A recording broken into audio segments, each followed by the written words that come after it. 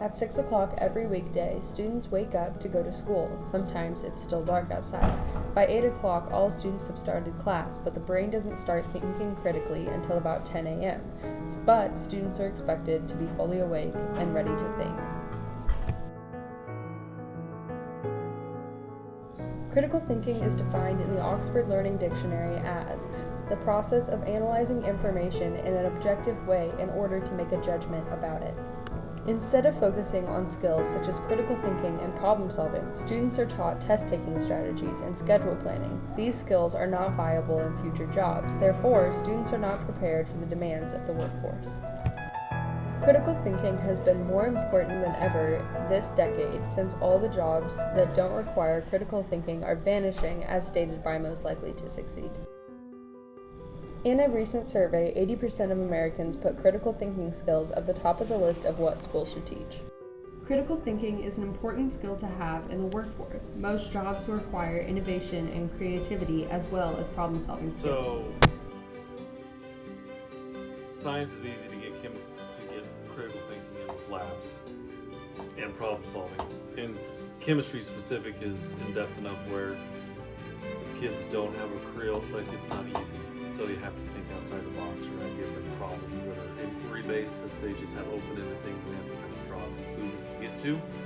That's the easiest thing to get problem solving into chemistry classrooms. So that's where I use the most labs and just really being mean with open-ended questions. I don't know. I know that teaching science, it makes my life easier to get critical thinking and to get problem solving skills out. It's just to do more labs and better labs and find ways to refine that. I don't know how other classes work critical thinking in, unless they're doing lab work, and open-ended processing is what helps us the most. So it's a bad answer. Pretty much science is good and easy to work critical thinking into. Other classes may not be that easy, so good luck, teachers. Critical thinking will prepare students for their futures and provide job opportunities due to an advantage that students get when they think critically compared to those who don't. Critical thinking is a complex mix of disposition and skills, logical reasoning to create and support an argument. In the documentary Most Likely to Succeed, it elaborates on how soft skills are also critical thinking skills. And in Outliers by Malcolm Gladwell, it says the kinds of errors that cause plane crashes are invariably errors of teamwork and communication. This being said, it explains where problems go wrong in a group setting.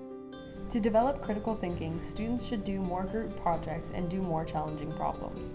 Group projects will encourage less guidance from teachers and more student participation and problem solving by themselves. Challenging problems will encourage more critical thinking to solve the problem and would develop the student's own thinking. Outliers by Malcolm Gladwell supports the Raven test as an excellent test to challenge students' minds due to how challenging the problems can be. Group projects can lead to unsuccessful results, but unsuccess is the way to gain success, as mentioned in Outliers by Gladwell. Students would prefer longer, challenging problems rather than short, simple problems that require no effort at all. This is due to the feeling of success at the end. If a problem is simple, there would be nothing that feels successful there.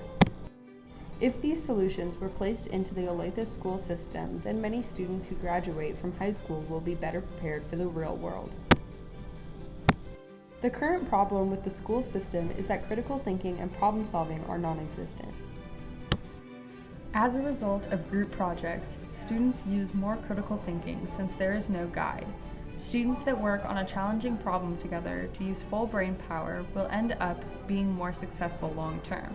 Complex questions and projects will make students think more and solve more challenging problems rather than solving a problem that involves no thought. Students must do group projects and start to solve challenges by themselves to gain necessary skills.